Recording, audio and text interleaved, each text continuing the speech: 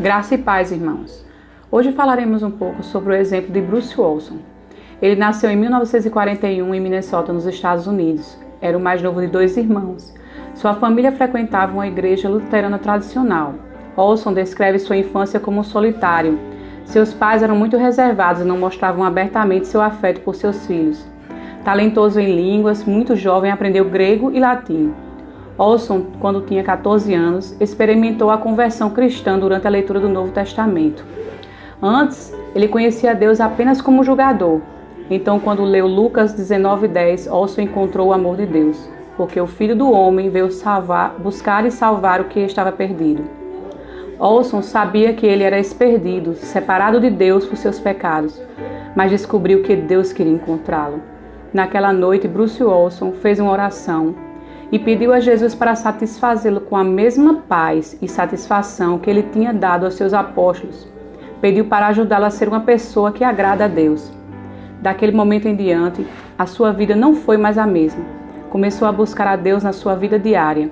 Aos 16 anos, Olson participou da sua primeira conferência missionária na igreja a qual começou a frequentar após sua conversão. Nessa conferência, um missionário falou de seu trabalho com o povo de Nova Guiné e confrontou a congregação para perceber que as pessoas ao redor do mundo, em locais onde o evangelho não tinha sido ainda propagado, estavam morrendo de fome e separados de Jesus por seus pecados. O missionário os desafiou não só para ofertar com dinheiro, mas para ir. Naquele momento, Bruce sentiu no seu coração um amor e um peso muito grande por essas pessoas que ainda não tinham ouvido falar de Cristo.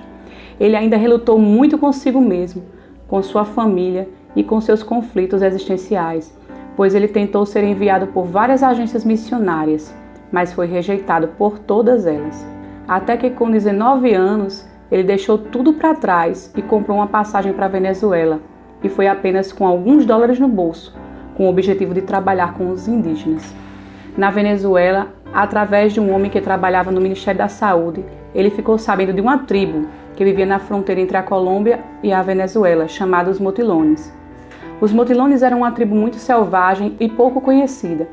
Ninguém no mundo exterior sabia nada sobre sua cultura, sua língua, a forma como eles viviam, pois todos os que se aproximavam deles eram mortos a flechadas e de outras maneiras. Nunca alguém que tinha tentado contato teria sobrevivido até então, inclusive alguns trabalhadores de empresas petrolíferas que tentaram se aproximar. Bruce se interessou muito pelos Motilones e conta em seu livro, Por Esta Cruz Te Matarei, toda a sua experiência de como ele conseguiu chegar e viver entre os Motilones. Foram várias tentativas de chegar até a tribo.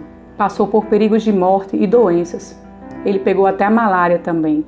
As condições de higiene eram muito precárias. Ele viveu entre os Motilones 5 anos sem falar de Jesus. Nesse tempo, ele havia conquistado uma amizade muito bela e sincera com um jovem da tribo, que ele chamava de Bob. E um dia eles estavam conversando sobre um homem da tribo que havia morrido, e ali Bruce viu a oportunidade de falar de Cristo.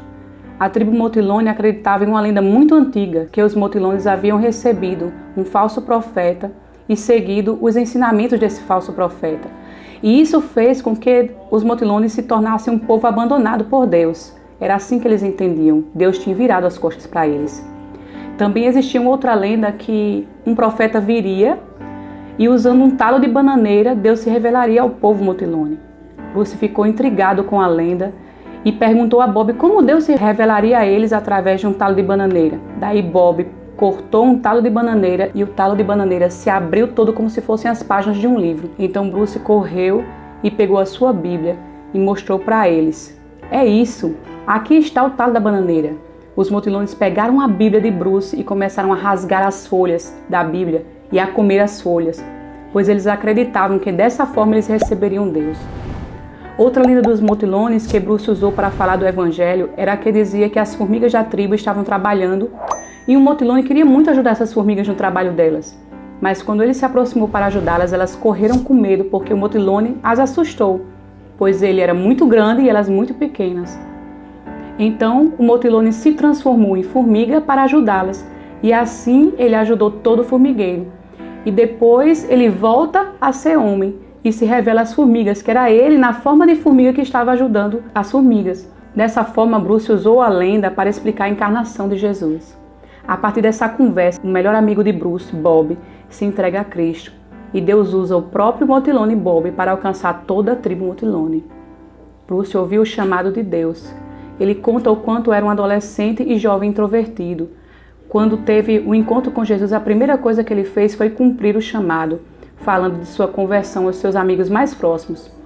Irmãos, muitas vezes nós não atendemos ao chamado de Deus para anunciar o evangelho, usando de desculpas que só enganam a nós mesmos, de que não somos capazes ou não temos a menor condição, ou porque eu já contribuo financeiramente, ou que outros podem ir no nosso lugar. Mesmo com tantas incertezas e sendo rejeitado por várias agências missionárias, ele seguiu o direcionamento do nosso Senhor. Não estou dizendo com isso que todos têm um chamado específico, mas se eu e você o temos, então comecemos a orar que o Senhor da Seara envie os trabalhadores necessários para os povos não alcançados. E se nós, eu e você, formos chamados para isso, o Senhor vai providenciar tudo. Um dia estaremos para sempre com o Senhor, onde não haverá mais trabalho a realizar. Apocalipse 5:9 diz: E eles cantavam um cântico novo. Tu és digno de receber o livro e de abrir os seus selos, pois foste morto e com teu sangue compraste para Deus homens de toda tribo, língua, povo e nação. Que o nosso Deus nos ajude a fazermos a sua obra, a cumprir o ídolo do nosso Senhor Jesus. Oremos. Senhor nosso Deus, eu quero, Deus, neste momento, ó Pai, te agradecer porque a tua palavra é viva e verdadeira e chegou até nós. E nós temos esse privilégio, Deus, de podermos, ó Deus, aprender da tua palavra, de conhecer o evangelho do Senhor Jesus Cristo, ó Deus, através da tua palavra, Senhor. Pai, nós sabemos que não existem muitos locais onde não há uma folha sequer, um versículo sequer, Pai, traduzido, ó Deus, para a língua, ó Deus, daquele povo, Pai, daquelas tribos. Ó Deus, eu te peço que o Senhor possa providenciar, ó Deus, levantar obreiros para a tua seara, trabalhadores que sejam habilitados, ó Deus, para traduzir a tua palavra, Senhor. Ó Deus, em nome de Jesus, faz com que a tua igreja, possa ser movida pelo teu Espírito, Pai. Possa, Deus, ter paixão pela tua obra. E se o Senhor tem chamado, ó Deus, a cada um de nós, Pai, com um chamado específico, que o Senhor possa, Deus, providenciar, Pai, a confirmação cada vez mais, ó Pai, no seu coração e no nosso coração, para fazer, ó Deus, aquilo que o Senhor quer, Pai, através de levar o Evangelho àqueles, ó Deus, que nunca ouviram realmente falar de Jesus. Ó Pai, até mesmo aqui no Brasil, sabemos que há tribos que não têm um Evangelho ainda de Cristo.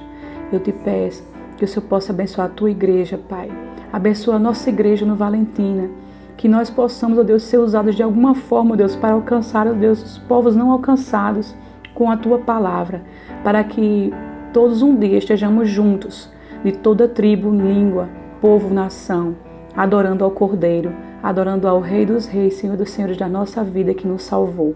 É o que eu te oro, Pai, te agradeço. Em nome de Jesus. Amém.